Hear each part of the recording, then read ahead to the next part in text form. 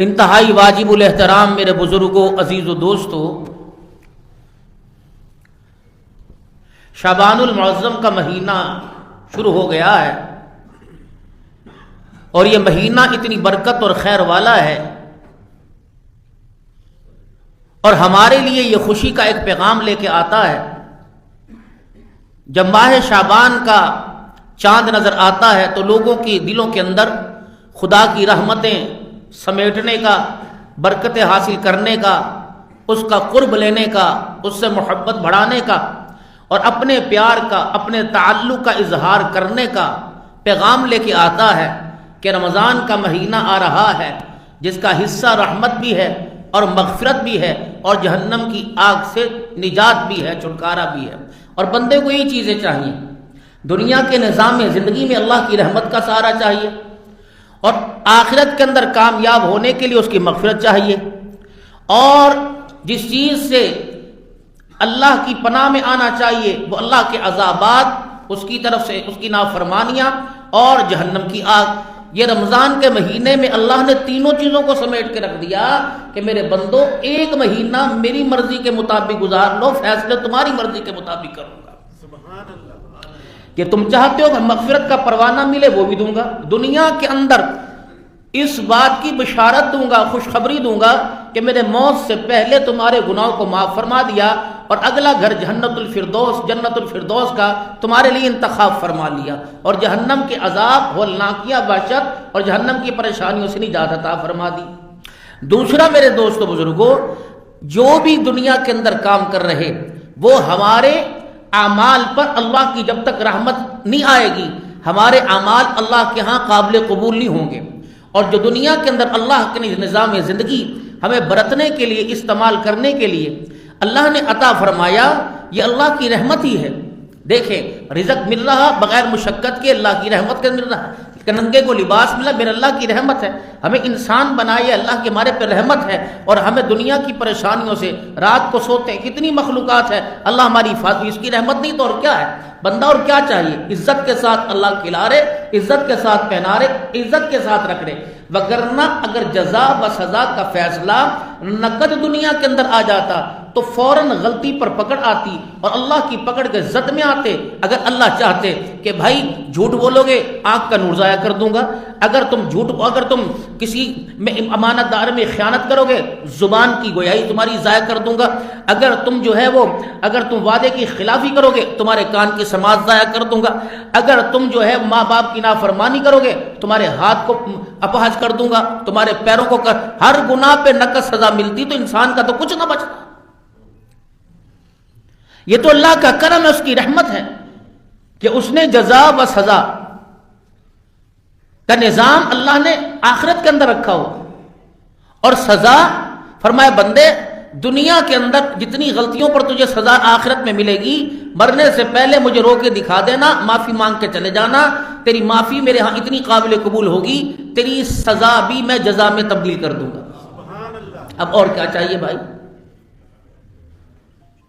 بندہ کسی جگہ پروفٹ والے کام میں دنیا کو پروفٹ ہو رہا ہو اور کہ یار مجھے تو بچا کو مقدر، پھر تیری کوئی بے عقلی ہے، یہ تیری کوئی ناکامی ہے، یا تیری نیت کا کھوٹ ہے، یا اسی طریقے سے کوئی ایسا نظام ہے جو تیری غلطی، ہمیں 20 بندوں کو تو فائدہ ہوا، تجھے کیوں فائدہ نہیں ہوا؟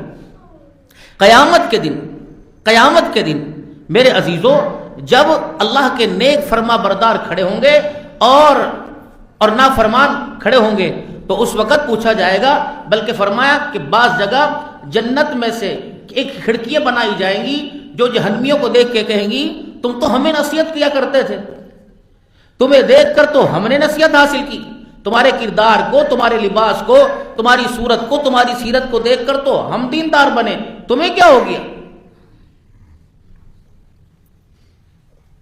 کیا تمہارے پاس کوئی خبر نہیں آئی تھی؟ کیا تمہیں کوئی ڈرانے والے نہیں آئے تھے؟ کیا تمہیں سمجھانے والے نہیں آئے تھے؟ دنیا کی زندگی کو ہم نے اپنے لیے اتنی مصیبت زدہ بنا لیا کہ دوسروں کی تو دور کی بات، اپنی فکر نہیں۔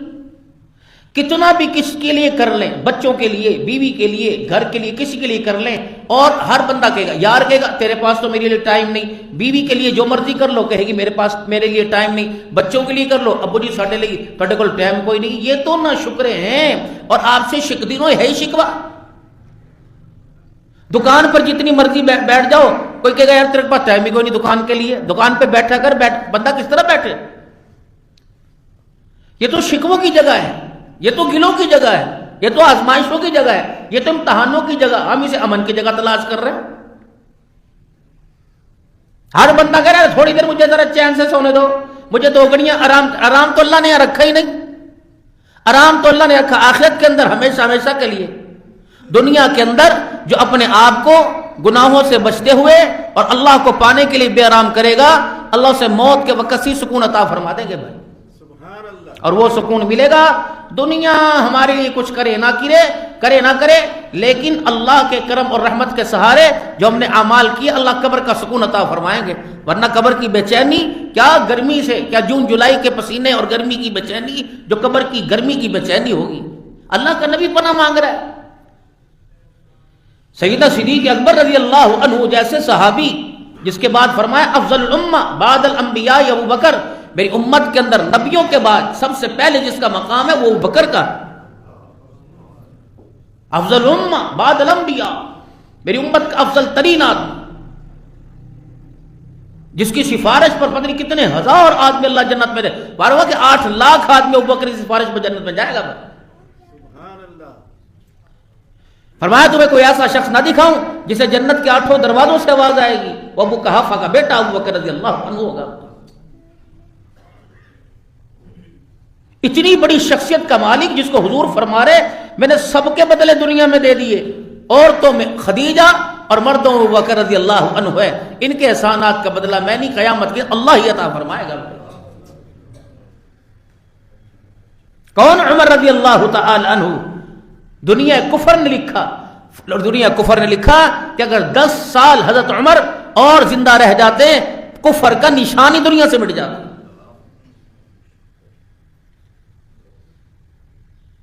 حضرت عمر رضی اللہ عنہ اپنی بیوی کو مشک تولنے سے منع کر رہے اور کہہ رہے کہ لگانے نہیں، مشک تولتے ہوئے جو تیرے ہاتھوں پہ خوشبو آئے گی میں ڈر رہا ہوں قیامت کے دن اس کا بھی مجھے حساب نہ دینا پڑے۔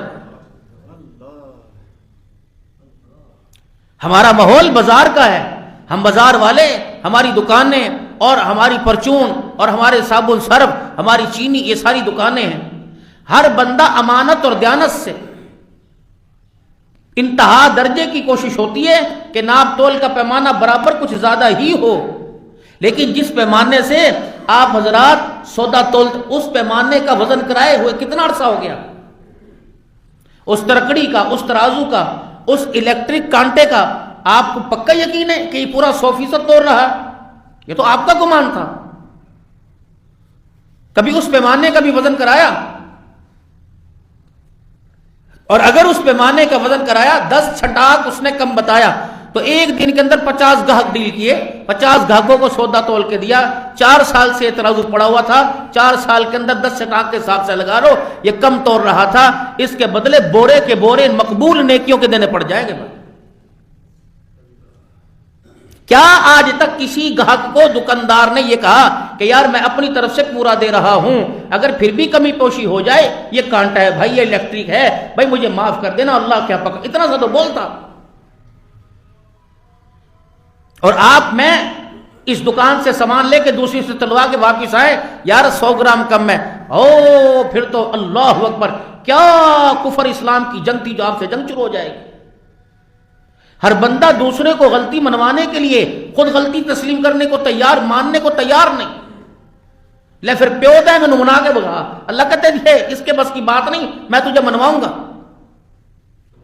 جب تیرے جبڑوں میں ہاتھ ڈالوں گا اور تیرے حلق کے اندر تیری زبان باہر نکالوں گا، اس وقت جب میرے عذاب کا کوڑا برسے گا، قیامت کی ہولناکی، یہ زبان نکل کر پیروں میں آ کے گر جائے گی۔ جب جہنم کو فرشتے کھینچ کے لائیں گے اور اس کی وحشت اور اس کی ہولناکی اور اس کی گرمی سے فرمایا ایسی میدان محشر میں گرمی آئے گی کہ یہ اوپر والا ہونٹ کھچ کے پیچھے جا گرے گا اور نیچے والا پیروں کے اندر رولنے لگ جائے گا. دن ہے صادق المصدوق پیغمبر محمد عربی صلی اللہ علیہ وسلم نے بتلایا. کیا فرمایا جا رہا ہے؟ یا ایھا الذین آمنوا هل ادلکم علی تجارۃ تنجیکم من عذاب الیم. اے لوگو جو ایمان لائے ہو، تمہیں ایک ایسی تجارت نفع والی نہ بتا دے جو تمہیں دنیا آخرت کے دردناک عذابوں سے بچا دے، بڑی پکڑ سے بچا دے، بڑے امتحان سے بچا دے، بڑی وحشت سے بچا دے، بڑی ہولناکی سے بچا دے. کیا؟ تؤمنون باللہ، اللہ پر ایمان لائیو، مال کو، اولاد کو، کاروبار کو، محبت کو، بیوی کو، پیار کو، خوشیوں کو، اپنی زندگی کی سہولتوں کو اللہ کی محبت کے درمیان آڑے نہ لے کے آنا، ان ساری چیزوں کو اللہ پہ قربان کر دینا، ان چیزوں پہ خدا کو قربان نہ کرنا. آج میرے عزیزوں، میرے آپ کے بازار کا مزاج ہے دکان اللہ پر قربان نہیں ہو رہی بلکہ اللہ کی محبت دکان پہ قربان ہو رہی ہے. اذان ہونے کے بعد اگر آپ کا وجود آپ کو مسجد میں لے آیا تو پھر آپ سمجھے کاروبار میں نے اللہ پہ قربان کر دیا. اگر آپ کے وجود نے نماز کے بعد بھی دوسری نماز تک آپ کو نماز کی فکر نہ ہونے دی تو آپ یہ سمجھو کہ اللہ کی محبت کو میں نے دکان پہ قربان کر دیا. اگر آج فجر کی نماز نہیں پڑھی میرے عزیزو، سورج نکلا 9 بجے اٹھے، 10 بجے اٹھے تو پھر نیند عام تھی، اللہ کی محبت عام نہیں تھی. اگر میرے عزیزو نیندوں میں اٹھ کر گرتے پڑتے ہوئے مصلی پہ آ کے کھڑے ہو گئے تو آپ نے اپنی زندگی کے آرام کو بے آرامی میں تبدیل کر کے اللہ کی محبت پہ قربان کر دیا. سلام پھیرنے پہ اس کا وعدہ، اے میرا بندہ، تو نے رات کے اندھیرے میں نیند آنے کے باوجود، سہولت کے باوجود، آرام کے باوجود تو نے اپنے آپ کو بے آرام کیا، پھر میں بھی بے نیاز ذات ہوں، قبر کے اندر تجھے وہ انعام دوں گا جو تیرے وہم و گمان میں بھی کبھی نہیں آئے گا. کتنی بڑی بات ہے، 10 منٹ فجر کی نماز کے لیے جاگ لو، قیامت کی صبح تک قبر کے اندر سکون ملے گا. فرمایا رات کو تہجد کے اندر خدا سے ملاقات کو اپنی عادت بنا لو. میرے محترم دوستو، بزرگوں، کتنی دیر میرے عزیزوں، 5 منٹ، 7 منٹ، 10 منٹ، جتنا جی چاہے اپنی عادت، اپنے مزاج کو اللہ سے ملاقات کا بناؤ. فرمایا اے میرا بندہ، تو رات کے اندھیرے میں میرے سے ملاقات کر، میں جب میدان محشر میں، دل کے اجالے میں، سارے میدان محشر میں تیرے سے ملاقات کروں گا. اے میرا بندہ، تو رات کو کمرے میں اندھیرے میں مصلی پہ میرے سے ملاقات کر، میں قبر میں تیرے سے ملاقات کروں گا. میں فرشتوں کو کہوں گا اسے ایسی کروٹیں بدلا کر، ایسی جنت کی ہوائیں دے دے کر ایسی میٹھی نیند کراؤ اسے پتہ ہی نہ لگے قبر کی آغوش میں سو رہا ہے کہ ماں کی گود میں سو رہا ہے. پیغام فرشتہ دے کے جائے گا، مبارک مبارک مبارک، اس پہلی رات کی دلہن کی طرح آرام کر، قیامت کی صبح تک تجھے قبر کے اندر کوئی پریشان کرنے نہیں آئے گا. دنیا کی بے آرامی. آج میرے عزیزو، اللہ کے گھر میں قدم اٹھا کے آ رہے ہیں، یہ اللہ سے محبت کا اظہار ہے. اگلی بات کو میرے عزیزوں بے جانا ہوگا، کوتاہی نہ ہوگی. جو جمعے میں پہلے آ کے بیٹھ گئے انہوں نے اپنی محبت کا اظہار کیا، الہ العالمین دسترخوان چھوڑ کے آ گیا، بیوی بچوں کو چھوڑ کے آ گیا، کاروبار دکان کو چھوڑ کے آ گیا. کچھ اللہ کی محبت کے مت والے ابھی تک دکانوں پہ بیٹھے ہوئے ہیں. رب اکبر کی قسم ہے، مسجد کے دروازے پہ فرشتوں نے رجسٹر کھول رکھا ہے. انور بھی آ گئے، اسلم بھی آ گئے، عبد الحنان بھی آ گئے، اسامہ بھی آ گئے، قاری صاحب آ گئے، سارے کے سارے آ گئے. فرشتے نام لکھ رہے، اللہ یہ بھی حاضر ہو گیا، یہ بھی حاضر ہو گیا. جب میرے عزیزوں بیان ختم ہوا، خطبے کی اذان، مولوی صاحب نے الحمدللہ الحمدللہ کہنا شروع کر دیا. پھر جتھے کے جتھے مسجد میں آئے، وضو کر کے کوئی کھڑا بیٹھ رہا ہے، فرشتے کہہ رہے آنا جانا تمہارا برابر ہے، ہم نے آج کے کھاتے میں رجسٹر میں تمہارا نام ہی نہیں لکھا ہے.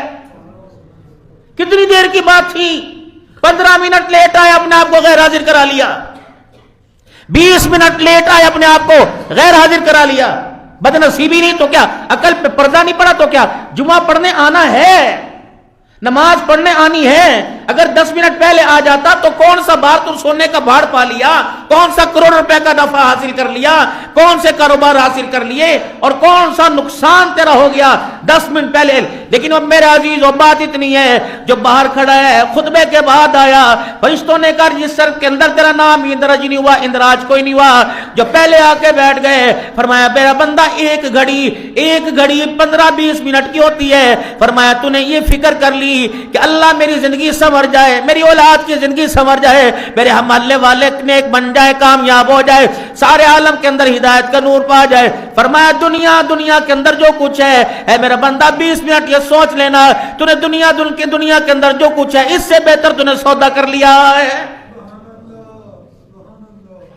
وَلَقَدْ يَسَّرْنَا الْقُرْآنَ لِذِكْرِ فَهَلْ مِن مُدَّكِرٍ، ہم نے کتنا آسان میرا عزیزو، آج میرا عزیزو حساب دنیا کا لے لو، 11ویں جماعت ہے 12ویں جماعت ہے، میرے عزیزو کہتے ہیں بڑا مشکل ہے، اللہ اکبر، اس سال جو میرے عزیزو نصاب آئے گا، سلیبس آئے گا، بچے کہتے ہیں اور بڑا مشکل کتابیں آ گئی، بڑی آ گئی، 6ٹھی جماعت کے اندر 10ویں کی کتابیں پڑھائی جا رہی ہیں، لیکن مالک کائنات نے جو نظام تعلیم بنایا، اللہ نے جو انسان کی کامیابی کا نظام بنایا، فرمایا وَلَقَدْ يَسَّرْنَا الْقُرْآنَ لِلذِّكْرِ فَهَلْ مِن مُدَّكِرٍ، ہم نے اسے آسان بنا دیا ہے، کوئی اسے سمجھے۔ امام الانبیاء صلی اللہ تعالی علیہ وسلم پہ وحی آئی، اللہ کے پاک پیغمبر جبرائیل علیہ السلام پڑھا رہے ہیں، اللہ کے پاک پیغمبر جلدی پڑھ رہے ہیں، فرمایا میرا نبی اس تعلیم کا یہ مزاج نہیں، پڑھنے کا یہ مزاج کوئی نہیں۔ اگر آپ کا نظریہ یہ، اگر آپ کی سوچ یہ ہے کہ یہ تعلیم جبرائیل علیہ السلام بتا کے جائیں گے اور میں بھول جاؤں گا، لا تحرک به لسانک لتعجل به ان علینا جمعہ وقرآنا، میرا حبیبہ پڑھانا بھی ہمارا کام، تیرے سینے میں محفوظ کرنا بھی ہمارا کام، ثم ان علینا بیانا، میرا محبوبہ صرف زندگی کے 63 سال نہیں، آپ تو اپنے روزہ انور میں آ جاؤ گے، قیامت کی صبح تک لوگوں کی زبانوں پر قرآن کا ترانہ جاری رہے گا۔ پھر اللہ نے اس تعلیم کو مشقت کے ساتھ جوڑا، پہلی جماعت سے لے کر 16ویں جماعت تک کسی شعبے میں میرے عزیزو آپ داخلہ لو، یونیورسٹیوں کا نظام کیسا، ماحول کی بات نہیں کرتا، ہاسٹل کے اندر اے سی لگے ہوئے، میس کا کھانا آ رہا ہے، مینیو میرے عزیزو طلباء اکرام کے ساتھ اسٹوڈنٹ کے پاس آ رہا ہے، کیا کھانا پسند کریں گے؟ اگر آپ میس کا کھانا کھائیں گے تو یہ پکا ہے، اگر اپنی مرضی کا کھانا کھائیں گے تو اضافی چارجز دینا پڑیں گے۔ آپ کا لباس صاف ستھرا، خوشبو آپ کے کپڑوں سے آ رہی ہے، یقین جانو طالب علم جب میرا عزیزو گھر سے اسکول جاتا ہے ایسے لگتا ہے جیسے دولہا بارات لے کے جا رہا ہو۔ پھر وہاں دیواروں پہ لکھا ہوگا مار نہیں پیار، پھر ہاف ٹائم بھی ہوگا، سموسے پکوڑوں سے توازو کی جائے گی، پانی ٹھنڈا پھر آپ کو پلایا جائے گا، طرح کی سہولیات ہوں گی، میرے عزیزو ہالیڈے بھی آئے گا، پھر آپ کو پکنک پہ بھی لے جایا جائے گا، پیسے آپ کے خرچ کر کے بچوں کی تفریح کے لیے لے کے جایا جائے گا، کتنی سہولتیں اس نظام میں، لیکن اس کا نظام کھوکھلا، اس کا معیار کھوکھلا، نتیجہ کیا؟ یہ نظام میں تعلیم جب تک زبان چل رہی ہے، انجینئر صاحب ہے، آرکیٹیکٹر صاحب ہے، ڈاکٹر صاحب ہے، جب تک یہ زبان چل رہی، ہاتھ پیر چل رہے تو ڈاکٹری کا نظام چل رہا، اگر خدا نہ کرے فالج کا مرض آ گیا یا ہاتھ پیر کمزور ہو گیا تو ڈگری تو موجود ہے لیکن نظام ختم ہو گیا ہے۔ اس تعلیم کو اللہ نے مشقت کے ساتھ جوڑا،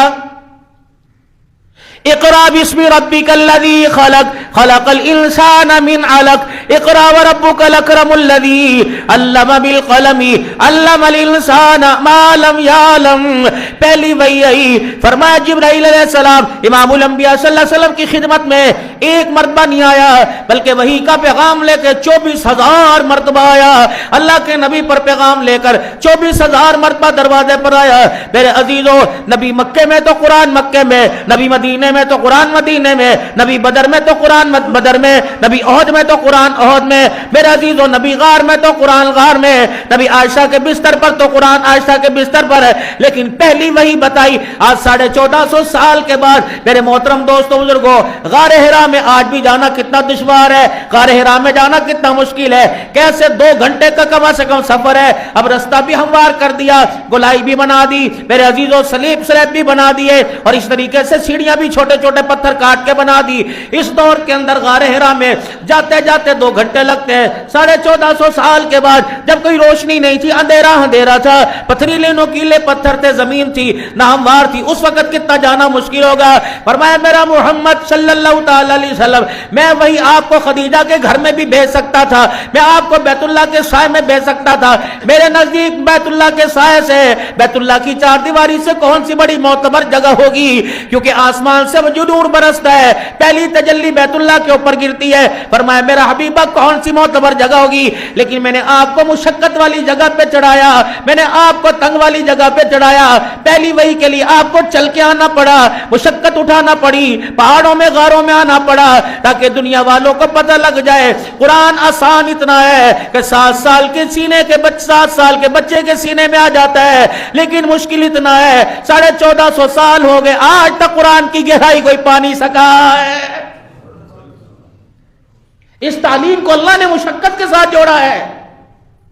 حضور کو وہ غار حرا کی چوٹی پہ چڑھ کے جانا پڑا اور پھر اس تنگ سے غار میں بیٹھنا پڑا۔ میرا حبیب یہ مشقت والی تعلیم ہے، آئیے 1400 سال کے بعد اسے سہولت میں لوگ لے کے آئیں گے، انہیں بتا دینا اس تعلیم پہ آزمائش آئیں گی، پھٹے ہوئے کپڑے پہننے پڑیں گے، چٹائیوں پہ سونا پڑے گا، سادی روٹیاں کھانی پڑیں گی، ماں باپ سے جدائی کا صدمہ برداشت کرنا پڑے گا، بہن بھائیوں سے دور ہونا پڑے گا، موت میت شادی بیاہ سے دور ہونا پڑے گا۔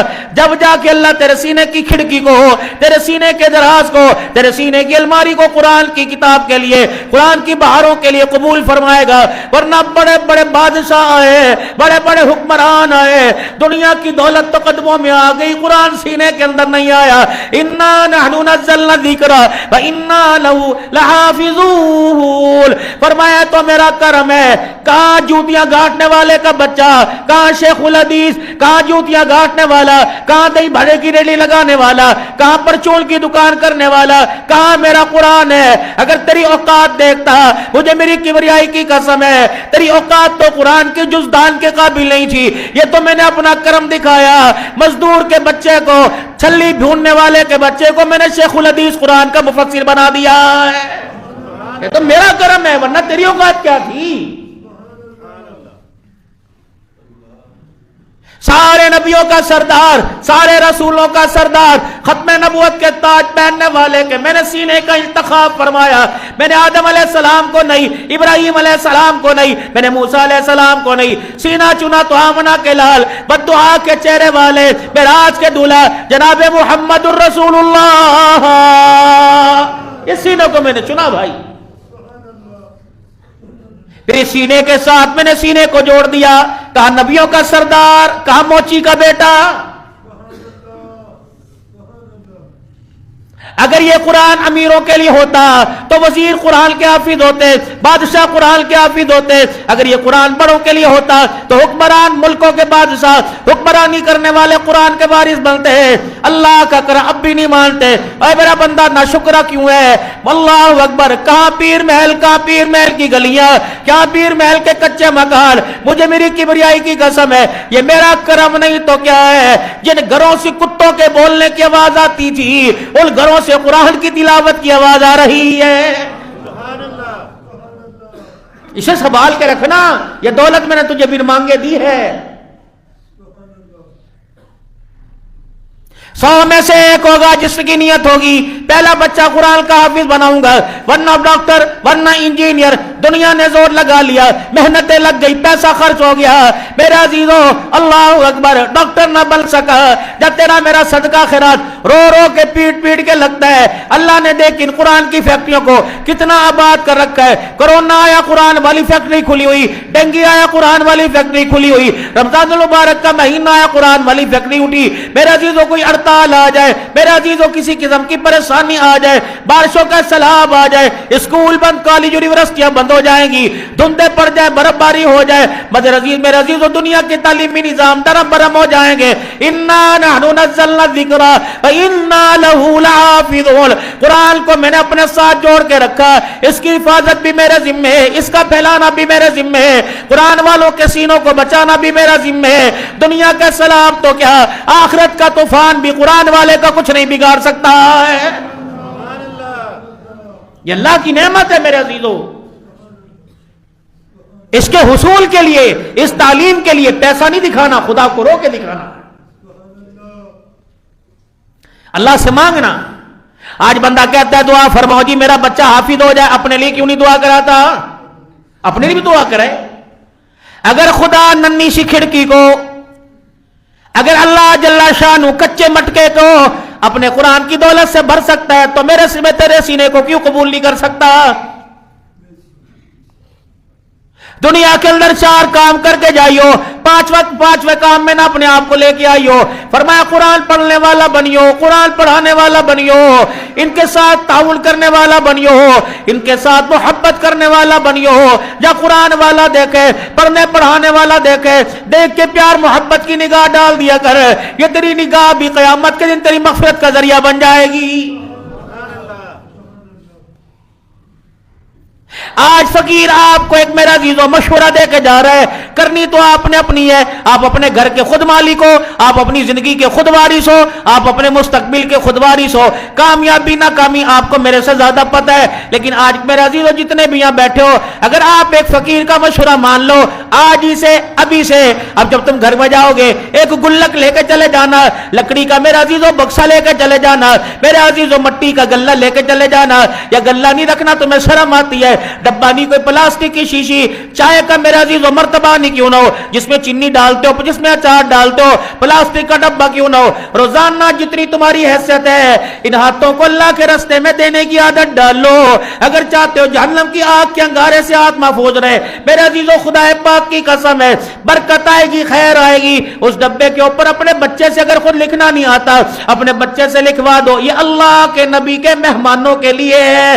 روزانہ 10 روپے 20 روپے, روٹی بعد میں کھا, اپنے بچوں کو خرچہ بعد میں دے, جو گھر کے نظام کے لیے بیوی کے ہاتھ میں پیسے بعد میں تھما, پہلے جب بھی آوے یا گھر سے نکلے یا گھر آئے 20-30 روپے روزانہ اللہ اکبر گلے میں ڈال دے. ہفتے کے بعد 15 دن کے بعد بے شک اس مدرسے میں یا جہاں تیرا دل ٹھکے اس مدرسے میں جا کے جمع کرا دے. رب اکبر کی قسم ہے اگر تیرے پیسوں سے کسی کا جوڑا بن گیا, کسی قرآن والے کو روٹی سالن مل گیا, جب تک وہ روٹی کا ٹکڑا خون بل کے گردش کرتا رہے گا, قرآن وہ پڑھے گا, کھاتا قیامت کی صبح تک تیرا میرا کھلا رہے گا. نہ 500 روپیہ دو, نہ 1000 دو, روزانہ 10-10 روپے ہی ڈالتے رہو بھائی. اور میرے خیال سے قرآن پڑھنے والے طالب علم کا مہینے کا خرچہ زیادہ سے زیادہ 2000 روپے, بجلی پانی کے علاوہ 2 روٹیاں. کبھی مدرسے کے طالب علموں نے ہڑتال کی ہو کہ محترم جی آپ نے آج دال پکائی گوشت کھائیں گے, یہ ہڑتالیں گھر میں چلتی ہیں, پلیٹیں ماری جا رہی ہیں, چگیر پھینک کے مارا جا رہا ہے, امی نو کہہ رہے کتی نہ بن, فلانے ہوئے تھے, باپ کو گھوسلے دیے جا رہے ہیں. یہ کس تعلیم پر؟ وہ تعلیم جو آپ نے میرا عزیزو ایک ایک کتاب پر, ایک ایک سیمیسٹر پر لاکھوں روپیہ خرچ کر کے کی. ہائے رب اکبر کی قسم ہے, جن پر تم نے کلے ایکڑ بیچ کر, مکان بیچ کر, باپ دادے کی زمینیں بیچ کر, جنہیں تم نے تعلیم یافتہ بنایا, اللہ اکبر, انہوں نے پھر آخر میں یہی کہا ساڈے پیو نے ساڈے لیے کچھ نہ کیتا, ساڈے پیو نے ساڈے لیے کچھ نہ کیتا. اور جنہیں تم نے مدرسے کی چٹائیوں پہ بٹھا کر اپنے آپ سے دور کر کر دار روٹی کھلا کے خدا کا قرآن پڑھایا, فرق اتنا ہے, یہ دنیا کا تعلیم یافتہ تجھے دنیا کی کمائی دے گا, یہ قرآن کا تعلیم یافتہ قیامت کے دن تیرا ہاتھ پکڑ کے جنت الفردوس کی چوکھٹ پار کرا کے آ جائے گا. دنیا کا تعلیمی نظام برا نہیں ہے, پڑھنا چاہیے, اپنے آپ کو انسان بنانا چاہیے. میرے عزیزو اللہ اکبر, اگر معیار بنانا ہے تو دنیا کی تعلیم, اگر کردار بنانا ہے تو قرآن کی تعلیم ہے. اب یہ تعلیم شروع ہوئی, اللہ اکبر, مکے کی وادیوں میں اس تعلیم کو شروع کیا. سیدنا صدیق اکبر رضی اللہ تعالیٰ عنہ نے میرے عزیز جب قرآن پاک سنایا، میرے عزیزوں جب تلاوت سنائی، کسی نے گلے میں پھولوں کا ہار نہ ڈالا، کوئی میرے عزیزوں دودھ نہ لے کے آیا، کوئی میرے عزیزوں کوئی مکھن کے پیڑے نہ لے کے آیا، کوئی مٹھائی برفی نہ لے کے آیا، فرمایا قرآن کی تلاوت شروع کر دی، اتنا مارا چہرے کا نقشہ ہی بدل گیا۔ خود سرور کائنات صلی اللہ تعالی علیہ وسلم نے جب قرآن پاک کی تلاوت کی، کسی کے ہاتھ میں پتھر، کسی کے ہاتھ میں روڑا، کسی کے ہاتھ میں ہڈی آئی، اتنا مارا، جناب سیدنا صدیق اکبر آئے اور آمنہ کے لال کے جسم سے لپٹ گئے۔ اتقتلون رجلا ان یقول ربی اللہ، اس کا قصور کیا ہے؟ اسے کیوں مارتے ہو؟ اس کا صرف یہی قصور ہے، یہ کہہ رہے کہ میرا رب اللہ ہے۔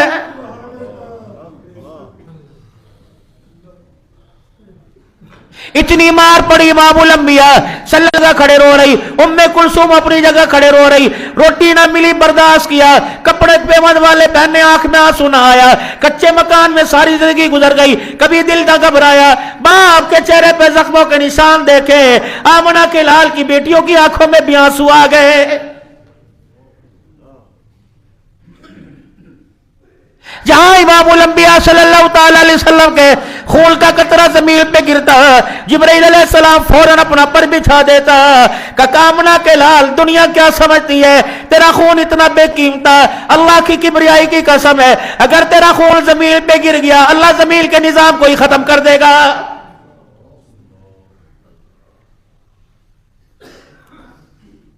جب دیکھا مکے کی دھرتی پہ گرا ہو تنگ ہو گیا، بلال مار کھا کے تھک گیا، میرے خباب رضی اللہ تعالی عنہ کی جسم سے میرا عزیزو اللہ اکبر، حضرت عمر رضی اللہ تعالی عنہ بیٹھے ہیں، کہنے لگے خباب اسلام لانے کا طریقہ بتلا۔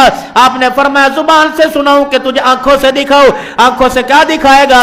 اپنی پیٹھ کر دی، کرتا اٹھا دیا، عمر جیسے بہادر کی چیخیں نکل گئی، کہنے لگے اللہ کے بندے اللہ اکبر، ماس تو کیا تیری جسم کی ہڈیاں بھی پوری نہیں، اتنے اندر گڑے پڑے تھے۔ فرمایا تجھے کیا پتا پھولوں کی سیٹ پہ بیٹھ کے قرآن پڑھنا آسان ہے، آگ کے انگاروں پہ لیٹ کے قرآن پڑھنا کتنا مشکل ہے۔ ادھر قرآن کی تلاوت ہوا کرتی تھی، مکے کے کفار ہمیں آگ کے انگاروں پہ لٹا کر باری باری پتھر سینے پہ رکھ دیا کرتے تھے، رب اکبر کی قسم ہے ہمارے خون اور چربی کی وجہ سے وہ آگ کے انگارے بجھ جایا کرتے تھے۔ ہائے قرآن کو اتنا لاوار سا سمجھا، 20 سال ہو گئے الماری میں پڑا، کوئی ہاتھ لگانے والا نہیں۔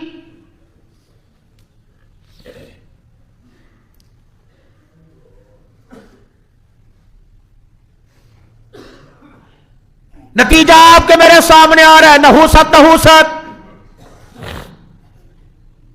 اپنے گھروں میں قرآن پاک کو عام کر دو، اپنی زبانوں پہ قرآن پاک کو عام کر دو۔ میرے محترم دوستو، سورہ یاسین کی بات نہیں کرتا، قرآن کی دلہن کی بات نہیں کرتا، زینت قرآن سورہ رحمان کی بات نہیں کرتا، قرآن کے دل کی بات نہیں کرتا۔ اللہ اکبر، قل واللہ کتنی بڑی سورت ہے، کتنی دیر پڑھتے لگے گی، 1 منٹ کے اندر دادا پوتے سے یاد کر سکتا ہے، ابا بیٹے سے یاد کر سکتا ہے، اماں بیٹی سے یاد کر سکتی ہے۔ فرمایا میرا بندہ یہ سورہ اخلاص ہے، قل واللہ احد اللہ الصمد لم یلد ولم یولد ولم یکن لہ کفوا احد، 10 مرتبہ روزانہ تلاوت کر لو، 10 مرتبہ تلاوت کر لو۔ پیر محل کے اندر 5 مرلے کا مکان لینا کتنا مشکل ہے، جنت کے اندر یاقوت کے موتیوں کا محل لینا کتنا آسان ہے۔ فرمایا میرا بندہ، میرا نبی اعلان کر دے جو روزانہ 10 مرتبہ سورہ اخلاص کی تلاوت کرے گا، اللہ جل شانہ اس کی طرف سے روزانہ جنت کے اندر یاقوت کے موتیوں کا محل تیار کرے گا۔ کو مشکل ہے بھائی؟ مکے کی وادیوں میں قرآن پڑھنا مشکل کر دیا، اب کیا تھا؟ اللہ کہتے میرا نبی قرآن چھوڑ دے، معاذ اللہ صحابہ کو تلاوت نہ کرو۔ فرمایا میرا نبی ٹھیک ہے، قرآن کو قربان نہیں کرنا، میری لاریب کتاب پر گھر کو قربان کر دے، قبیلوں کو قربان کر دے، اولاد کو قربان کر دے، کائنات کا نبی ہو، اللہ کے دین کی تشہیر کے لیے خود مکہ چھوڑ کے آئے۔ اور میرے عزیزو آج پردیس جاؤ، چھوٹی بیٹی بات کرتی ہے بیٹی کہاں سو رہی ہے, اٹھا کے میری بات کرا. بیٹی فون پہ آتی ہے, بابا بابا کرتی ہے. پردیس کے اندر بابا بیٹھ کے رونے لگ جاتا ہے. اللہ اکبر. رحمت عالم صلی اللہ تعالی علیہ وسلم سے پوچھا, اللہ کے نبی آپ مدینے میں, بیٹی زینب آپ کی مکے میں یاد آیا کرتی تھی, اس وقت کیا ماجرا ہوگا جب سیدہ زینب حضور کے سامنے مدینے سے ہجرت کر کے آئی اور آپ مکے سے ہجرت کر کے آئی, رحمت والے نبی کے سامنے کھڑی ہوئی. بیٹیاں بیٹیاں وہ کرتی ہیں, یوں کر کے بیٹی نے گال پہ ہاتھ رکھا کہ ابا جان میں تجھے کیا دکھ درد سناؤں, ابا جہاں آپ میرے سے دور ہوئی, تیری جدائی ہوئی, میرا کوئی وارث نہ بنا. اللہ اکبر. ابا جان آپ سے جدا ہوئی, مکے کے کافروں نے منہ پہ تھپڑ بھی مار دیا تھا.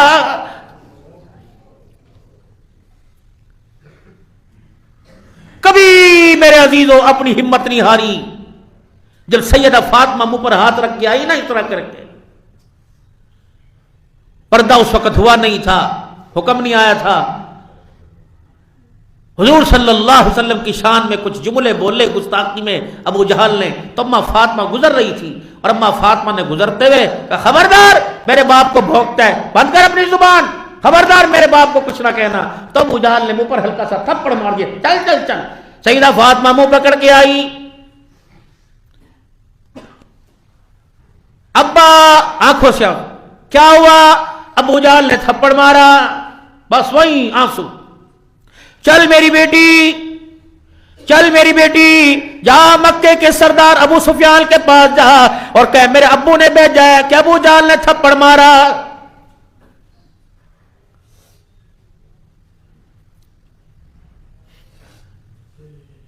گئے, کیا ہوا؟ یہاں مارا. گود میں چل, بیٹی تھی نا. ابو جہل کو سامنے کھڑا کیا, لے بیٹی بدلہ اپنا لے لے, مارا تھپڑ. ابا جان کی خدمت میں آئی, کہنا نا ہمارا باپ بدلے لے, نہیں نہیں بیٹی بدلہ لے, ہلکا سا تھپڑ مار دیا. واپس آئی, کیا ہوا؟ ابو جی چاچے ابو سفیان نے بدلہ دلوا دیا, تو نہیں بھی مار دیا. حضور کے چہرے پہ مسکراہٹ آئی. آپ نے فرمایا, اللہ جس نے میری بیٹی کو ہنسایا اللہ اسے آباد رکھنا نہ رلانا. اللہ اکبر. فتح مکہ کے موقع پر ابو سفیان رضی اللہ عنہ نے کلمہ پڑھا. حضرت عباس رضی اللہ تعالیٰ عنہ نے یاد دلایا, یاد ہے نا تو نے سیدہ فاطمہ کا بدلہ ابو جہل سے لیا تھا, اور حضور نے دامن پھیلا کے ہنس کے دکھایا. اے ابو سفیان, آج تجھے تیرے کمال نے کلمہ نہیں پڑھایا بلکہ محمد کی دعا نے کلمہ پڑھا دیا.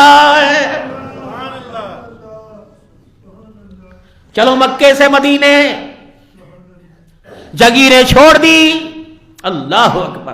جب مدینے شریف پہنچ گئے, سب سے پہلے اسلام لانے والا مکے میں جو ہجرت کے 11ویں سال میں, 12ویں سال میں, 10ویں سال میں, 11ویں سال میں, پہلے 5 آدمی پھر 12 آدمی, ہجرت کے 12ویں یا 13ویں سال میں میرے عزیزوں مکے میں جب حضور کی نبوت کا 13واں سال ہوا تو 73 مرد 2 عورتیں مدینے میں آئی. سب سے پہلے جو کلمہ پڑھ کے گیا وہ حضرت اسد بن زرارہ رضی اللہ تعالیٰ عنہ تھے. مدینے کے اندر سب سے پہلے حضور کی ہجرت کرنے کے بعد 6 مہینے کے بعد سب سے پہلے ان کا انتقال ہوا. اسد بن زرارہ رضی اللہ تعالیٰ عنہ کا میرے محترم دوستوں بزرگوں سیدہ عائشہ رضی اللہ تعالیٰ عنہ کا نکاح جناب سیدہ خدیجہ الکبریٰ رضی اللہ تعالیٰ عنہ کی وفات کے بعد ہو چکا تھا. یہاں تک ہم نے چھوڑا تھا پچھلے جمعے. اما خدیجہ الکبریٰ رضی اللہ تعالیٰ عنہ دنیا سے رخصت ہو گئی. حضور غمگین, ہجرت کر کے مدینے آنا پڑا, حضور غمگین. پھر میرے محترم دوستوں بزرگوں اسد بن زرارہ کا انتقال ہو گیا, حضور غمگین. تنہائیاں. جبرائیل علیہ السلام آئے, یا رسول اللہ کیا بات ہے؟ خدیجہ یاد آتی ہے, تنہائی بڑھ گئی. جی جی ذرا ادھر دیکھنا. آپ نے دیکھا جبرائیل علیہ السلام نے ریشمی غلاف کھولا. اما عائشہ کی تصویر, کون ہے یہ؟ تیرے یار ابو بکر کی بیٹی. کیوں؟ کہ اللہ نے پسند فرما لیا, اللہ نے اس عورت کو تیرے بستر کی وارث بننے کے لیے پسند فرما لیا. یہ آپ کی بیوی ہیں, ابو بکر مجھے رشتہ دے گا. اللہ اکبر. ابو بکر رشتہ دے گا. غالباً ام حرام رضی اللہ تعالی عنہ ابو بکر کے دروازے, ابو بکر تیرے بھاگ جا گئے, تیرے نصیب جا گئے. کیا ہوا؟ کہا آقا دو عالم نے تیرے گھر رشتہ کرنے کے لیے تیری بیٹی کو قبول فرما لیا، اور یہ فیصلہ حضور کا نہیں، یہ فیصلہ خدا کا ہے۔ ابو بکر کی آنکھوں میں آنسو آ گئے، فرمایا 3 آرزویں میری تھی، آج اللہ نے 2 پوری کر دی۔ پہلی آرزو کیا تھی؟ النظر الی وجہ رسول اللہ، میرے اللہ سے منت مانی تھی، میں نے اللہ سے عرض کی تھی اللہ آنکھیں میری ہو، چہرہ مصطفیٰ کا ہو، دیکھنے والا بھی اکیلا ہو، دکھانے والا بھی اکیلا ہو، غار کے سور کے اندر اللہ نے میری آرزو پوری کر دی۔ اور دوسری میں نے دعا کی تھی مال میرا ہو، قدم تیرے مصطفیٰ کے ہو، اللہ نے وہ بھی قبول فرما لیا۔ تیسری خواہش باقی رہ گئی تھی، بیٹی میری ہو، نکاح بنا کے لال کے میں آ جائے، اللہ نے آج وہ آرزو پوری فرما لی۔ سیدہ عائشہ رضی اللہ تعالی عنہ منتخب کردہ عورت ہے، ماں نے انتخاب نہیں کیا، باپ نے انتخاب نہیں کیا، اس عورت کا انتخاب حضور کی بیوی کے لیے عرش والے خدا نے کیا ہے۔ انتخاب میرا ہے۔ جب تہمت لگی سیدہ عائشہ پر، فرمایا انتخاب بھی میرا، وکالت بھی میں کروں گا، گواہی بھی میں دوں گا۔ حضرت حوا بھی دنیا میں آئی، حضرت سارہ بھی دنیا میں آئی، حضرت ہاجرہ بھی دنیا میں آئی، حضرت میرا عزیز و مریم بھی دنیا میں آئی۔ مریم پہ تہمت لگی، بیٹا گواہی کے لیے آ گیا۔ یوسف علیہ السلام پہ تہمت لگی، بیٹا کا بچہ گواہی کے لیے آ گیا۔ اللہ اکبر، میرا عزیز جب تہمت لگی نبی کی حرم پر تو خود خدا میدان میں گواہی کے لیے آ گیا۔ خبردار، اس گھرانے کا انتخاب میرا ہے، اگر اس گھرانے پر انگلی اٹھے گی جواب خدا دے گا۔ 9 سال کی عمر میں سیدہ عائشہ رضی اللہ عنہ کی 6 سال کی عمر میں نکاح ہوا اور 9 سال میں رخصتی ہوئی۔ اب لوگ کہتے ہیں لو حضور صلی اللہ علیہ وسلم کو کوئی عورتوں کا نہیں، عرب کی گرمی تھی، عرب کا رواج تھا، چھوٹی عمر۔ آج کل بچے نہیں بالغ، وہ عمر سے پہلے بالغ ہو جاتے ہیں، بچیاں اپنی عمر سے پہلے بالغ۔ حضرت عمر رضی اللہ تعالیٰ عنہ، عبداللہ بن عمر رضی اللہ تعالیٰ عنہ، باپ بیٹے میں کتنا فرق ہے؟ صرف 11 سال کا، 11 سال بڑا ہے بیٹے سے۔ چھوٹی عمروں کے اندر شادی ہوا کرتی تھی۔ حضرت عائشہ رضی اللہ تعالیٰ عنہ کی شادی ہو چکی، ہجرت کا دوسرا سال ہے۔ اللہ کے نبی بھی ہے، اللہ کے نبی مجاہد بھی ہیں، اللہ کے نبی سپہ سالار بھی ہیں۔ ادھر میرے عزیز عبداللہ بن ابی رئیس المنافقین کو ابو جہل نے خط لکھا، اسد بن زرارہ دنیا سے گئے اور اسلام پھیل رہا ہے، صحابہ مزدوریاں کر رہے ہیں، مسجد نبوی تعمیر ہو چکی، نمازیں شروع ہو چکی، اب کیا؟ ہجرت کا دوسرا سال۔ ابو جہل نے خط لکھا عبداللہ بن ابی رئیس المنافقین کو، اب اس نے خط لکھا کچھ لوگ ہمارے مکے سے، ہمارے شہر سے باپ دادے کے دین کے باغی ہو کر تمہارے مدینے میں آ کے بس گئے، تم نے ان کو پناہ دے دی، وہ لوگ ہمیں واپس کرو، ہم لینے کے لیے آ رہے ہیں۔ یہ بڑے درجے کا منافق تھا، اس کو بھی ایک بھڑاس تھی۔ اس کو بھڑاس یہ تھی کہ مدینے میں متفق کا فیصلہ یہ تھا، انصار مدینہ، اس میں اوس اور خزرج، یہ 2 مشرکین تھے اور یہودی جو یہ سبائی قوم سبا پر جب اللہ کا عذاب آیا اور سیلاب آیا تو کچھ لوگ وہاں سے مدینے میں، کچھ خیبر میں آباد ہو گئے۔ ان سب نے عبداللہ بن ابی کو اپنا سردار مانا۔ جب حضور صلی اللہ علیہ وسلم تشریف لائے تو سب نے اس کی سرداری کو ختم کر کے حضور کو اپنا سردار مان لیا۔ تو اس کو یہ اندر بھڑک تھی، یہ تہمتیں بار بار کچھ نہ کچھ انگلی دے دیا کرتا، چھیڑ دیا کرتا مسلمانوں کو پریشان۔ تو ابو جہل نے موقع پہ تیر مارا، موڑا وہ پکڑا جو حضور کا ظاہری طور پہ نہیں اندرونی طور پہ دشمن تھا۔ اس کو خط لکھا کہ ہم آ رہے ہیں، تم ہمارے ساتھ تعاون بھی کرو اور ہمارے لوگ ہمیں واپس بھی کرو۔ حضور صلی اللہ علیہ وسلم کی منشا یہ تھی، دیکھو اگر کسی ملک کی طاقت کو کمزور کرنا ہو تو ان کی معاشی حالت کو کمزور کرو۔ آج پاکستان ہے، سب کچھ ہے، ہماری معاشی حالت کمزور ہے، اس لیے ہم جہاد کے منکر ہیں، ہماری معاشی حالت کمزور ہے، ہم غزہ فلسطین کے مسلمانوں کا ساتھ نہیں دے سکتے، ہم کشمیر کے مسلمانوں، ہم حق کی آواز نہیں اٹھا سکتے، ہم قرض زدہ ہیں، ہم قرضے میں ڈوبے ہوئے ہیں، معاشی حالت کمزور۔ اللہ کے نبی کو پتا تھا کہ مدینے میں جو لوگ صحابہ ہیں ان کی معاشی حالت کمزور ہے۔ حضور نے تو مساوات کا اور بھائی چارگی کا آپس کے اندر حکم دیا۔ صحابہ نے، انصار مدینہ نے اپنے گھر خالی کیے، کوئی رشتہ داریاں قائم کر رہا ہے، کوئی مزدوریاں کر رہا ہے۔ صحابہ مہاجرین تھے، محنت کش لوگ تھے، انہوں نے کہا میاں اپنا گھر، اپنی حویلی، اپنا پیسہ اپنے پاس رکھ، مجھے بازار بتا، مزدوری میں کروں گا، جو نفع ہوگا آٹا لے کے آؤں گا, تو بھی روٹی کھانا, اسی آٹے میں سے میں بھی روٹی کھاؤں گا. ہمارے ہاتھی, یہ حضور علیہ السلام کو پتا. اس وقت مکے والوں کی تجارت ملک شام میں ہوا کرتی, اور ملک شام کا راستہ مدینے سے ہو کے جاتا. دو راستے تھے, ایک سمندر کے کنارے سے, ایک مدینے کے پاس سے. اللہ کے نبی نے حضرت امیر حمزہ رضی اللہ تعالی عنہ کو آپ نے سب سے پہلے سالار بنا کے بھیجا. رسول اللہ صلی اللہ علیہ وسلم نے جن غزوات میں شرکت کی, جن جنگوں میں اس کو غزوہ کہتے ہیں, اور اللہ کے نبی صلی اللہ علیہ وسلم نے جن میں شرکت کی وہ سریہ کہتے ہیں بھائی. یا حضرت امیر حمزہ کے ساتھ 300 آدمیوں کو بھیجا کہ جا کر ان کی مالی پوزیشن پہ قبضہ کرو تاکہ معیشت ان کی کمزور ہو اور ہمیں ان پر فتح حاصل کرنے میں آسانی ہو.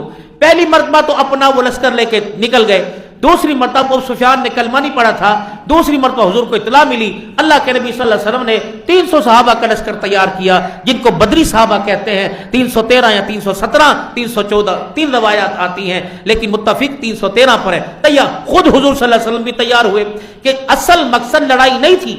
2 تلواریں تھیں, ہاں 6 تلواریں تھیں, 6 زرے تھیں, 2 گھوڑے تھے. ایک گھوڑا حضرت مقداد رضی اللہ عنہ کا اور ایک گھوڑا زبیر رضی اللہ عنہ کا. 70 اونٹ تھے, ایک اونٹ پہ 3 بندے بیٹھے ہوئے تھے اور ایک سواری پر 3 بندے. تو ادھر کفار کی معاشی حالت بہت تیز تھی. اللہ کے نبی علیہ السلام نے ان کی تجارت پر حملہ کرنے کو کہا کہ پکڑو ان کی معاشی حالت کو کمزور کرو. ابو سفیان رضی اللہ عنہ کو پتہ لگا کہ مدینے سے لوگ حملہ کرنے کے لیے آ رہے ہیں. اس نے مکے خط لکھا اور بندہ دوڑایا, مکے پہنچا اور جا کر اس نے بیت اللہ کی دیواروں کے سائے میں کھڑے ہو کے اعلان کیا, مدد مدد کا اعلان کیا کہ ابو سفیان کی مدد کرو, مسلمان حملہ کر رہے ہیں.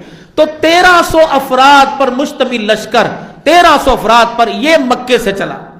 ان کے پاس 200 تو گھوڑے تھے, 600 ان کے پاس اونٹ تھے, سواریاں. جب رسول اللہ صلی اللہ علیہ وسلم نے ان کے مخبر کو پکڑوایا اور اس مخبر سے پوچھا کتنے لوگ ہیں, انہوں نے کہا ہمیں تو پتہ نہیں. آپ نے فرمایا اچھا, نبی جنگجو تھے, سپہ سالار تھے, اللہ کے نبی مہارت رکھتے تھے, اللہ کے نبی کو جنگ کے میدان کا پتہ تھا. آپ نے فرمایا کہ کتنے آدمیوں کے لیے کھانا پکتا ہے, انہوں نے کہا یہ بھی نہیں پتا. انہوں نے کہا اگر گوشت پکتا ہے تو کتنے اونٹ ذبح ہوتے ہیں, اس نے کہا ایک دن 9 ذبح ہوتے ہیں, ایک دن 10. پھر آپ نے فرمایا صحابہ لشکر 1000 کا ہے, تیاری کرو. اللہ اکبر.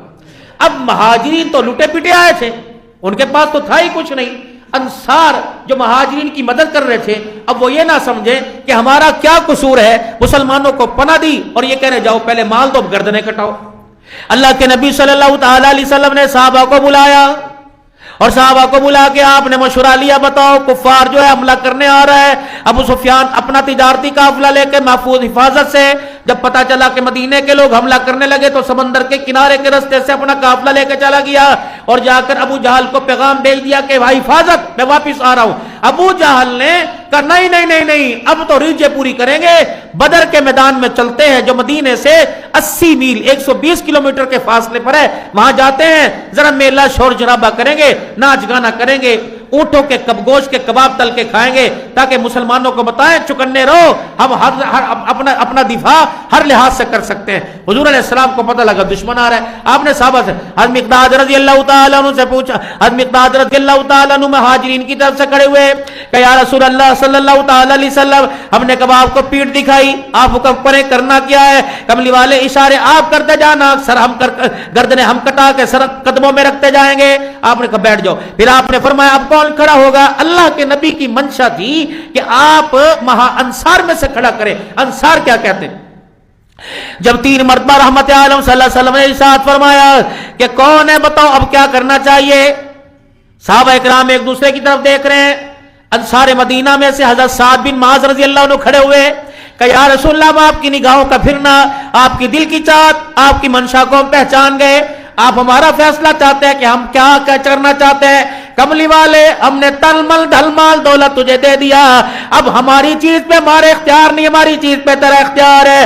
کملی والے, اگر کو آگ میں کود جائے ہم دوسرا سانس نہیں لیں گے, اگر کو اپنی سواریوں کو چلا دو ہم آپ سے ہی نہیں پوچھیں گے کہاں جانا ہے, اگر کو دریا میں چھلانگے لگا دو کملی والے آپ کے ہونٹ بعد میں جڑیں گے, چھلانگے ہم لگا دیں گے. امام الانبیاء صلی اللہ علیہ وسلم کے چہرے پہ مسکراہٹ آ گئی. آپ نے فرمایا سارے مدینہ, تم نے دنیا میں میرا ساتھ دیا, محمد قیامت کی صبح تک تمہارا ساتھ دے گا. پھر آپ نے انصار مدینہ سے فرمایا, انصار مدینہ ساری دنیا مکے کی اس پہاڑی پہ چڑھے اور تم اس پہاڑی پہ انصار ادھر چڑھے. اوے لوگو اللہ اکبر, میں اس پہاڑی پر نہیں جاؤں گا جس پہاڑی پر مکے کے لوگ گئے, میں اس پہاڑی پہ جاؤں گا جس پہ انصار گئے. پھر آپ نے اگلا اعلان فرمایا, کتنا پیار فرمایا, عدلے کا بدلہ دیا. آپ نے فرمایا لوگو مہاجر میرے لیے یہ اوپر کا کپڑا اور انصار میرے لیے اندر یہ استر کا کپڑا. جس طرح اندر کا کپڑا جسم کے قریب ہوتا ہے, اے انصار مدینہ محمد تمہیں اس سے بھی زیادہ اپنے قریب کر رہا ہے. ایک عورت بیٹھی تھی, سن رہی تھی. اس نے کہا انصار موقع اچھا ہے, موقع اچھا ہے.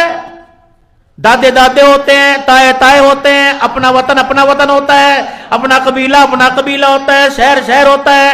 آج نہیں کل, کل نہیں پرسوں, پرسوں نہیں ترسوں. اگر اللہ نے اسے فتح دے دی, اسے مکے کے لوگ واپس لے گئے, اسے اس کے دادگے یاد آ گئے, باپ دادے کا خون جوش مارا, اگر یہ مکے چلے گئے تو پھر ہمارا کیا بنے گا؟ ہم تو خالی کے خالی. ایک صحابی ہے, یا رسول اللہ ہم نہیں کہہ رہے, ہماری سیانی عورت یہ کہہ رہی ہے. اللہ کے پیغمبر صلی اللہ تعالی علیہ وسلم نے سنا اور آنسوں کے ساتھ رونے لگ گئے اور اٹھ کے کھڑے ہوئے. اے انصار, پھر کیا خطبہ دیا, اے انصار ہم بے گھر تھے, تم نے ہمیں گھر دیا, ہم لوارث مکے سے آئے تھے, تم ہمارے وارث بنے, تم نے اپنی حویلیاں خالی کر دی, اپنی جان ہمارے حوالے کر دی. اے انصار پیدا تو میں مکے میں ہوا, قیامت کی صبح تک میں مدینے میں رہوں گا. اے انصار تم یہی سننا چاہتے تھے, آج میری زبان سے سن لو, محمد کا مرنا بھی تمہارے ساتھ ہے, محمد کا جینا بھی تمہارے ساتھ ہے. قیامت کی صبح تک جو میرے سے ملاقات کرنے آئے گا, اور لوگوں پیدا مکے میں ہوا, قیامت کی صبح تک آمنہ کا لال اپنے امتیوں سے مدینے میں ملاقات کرے گا. پھر حضور نے مدینے کے اوصاف بتائے اور مدینے کے کمال بتائے. انشاءاللہ